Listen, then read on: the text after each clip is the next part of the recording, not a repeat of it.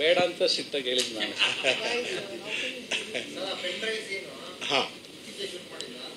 ಇಲ್ಲ ಇಲ್ಲ, ಅದೇ ಸುಜಯ್ ಅವಾಗಲೇ ಚಾಷ್ಟಿ ಮಾಡ್ಲಿಕ್ಕೆ ಹೋದ ವರ್ಷನೇ ಯಾರಿಗಾರ ಸರ್ ನೀವು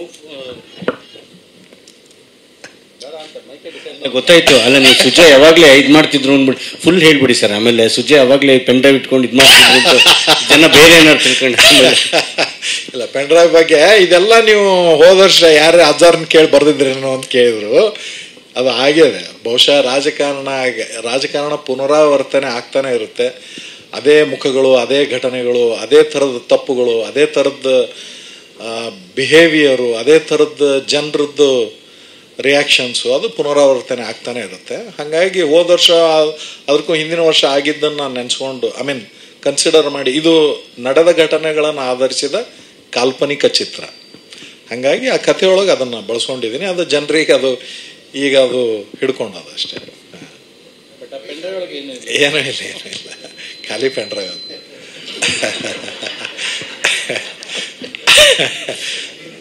ಅದು ನೀವು ನೋಟಿಸ್ ಮಾಡಿದಿರೋ ಇಲ್ಲೋ ಗೊತ್ತಿಲ್ಲ. ನೋಟಿಸ್ ಮಾಡಿದಾರೋ ಇಲ್ಲೋ ಗೊತ್ತಿಲ್ಲ. ನಾನು ಮತ್ತೆ ಹೆಬ್ಬಾಳೆ ಸರ್ ಇಬ್ರು ಪ್ರಾಕ್ಟೀಸ್ ಮಾಡ್ತಿದ್ವಿ. ಖಾಲಿ ಪೆನ್ ಡ್ರೈವ್ ಅದು ಮೊದಲೇ ಬಿಡ್ತೇನೆ. ಖಾಲಿ ಪೆನ್ ಡ್ರೈವ್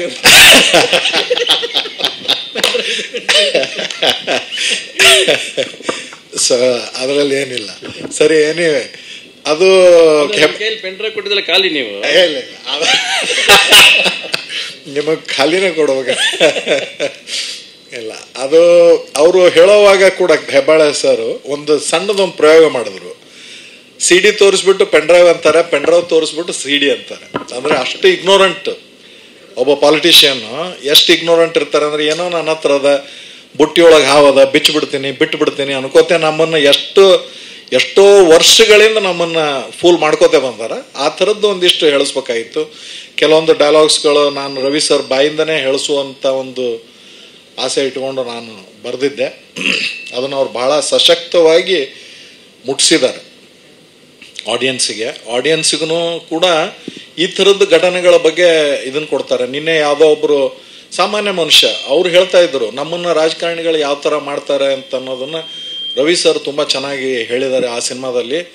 ನಾನೀಗ ಗಮನ ಕೊಡ್ತಾ ಇದ್ದೀನಿ. ನಾವು ಕಾನೂನನ್ನು ನಾವು ಹೆಂಗೆ ಬಳಸ್ಕೋಬೇಕು, ನ್ಯಾಯಾಂಗವನ್ನು ಹೆಂಗೆ ಬಳಸ್ಕೋಬೇಕು ಅನ್ನೋದು ನಮಗೆ ಗೊತ್ತಾಯಿತು ಅನ್ನೋದು ಮಾತು ಬಂತು. ಅಷ್ಟರ ಮಟ್ಟಿಗೆ ನಾನು ಅದರೊಳಗೆ ಯಶಸ್ಸು ರವಿ ಸರ್ ಮುಖಾಂತರ ದಾಟಿಸಿದ್ದಕ್ಕೆ ನನಗೆ ಖುಷಿ ಅದ.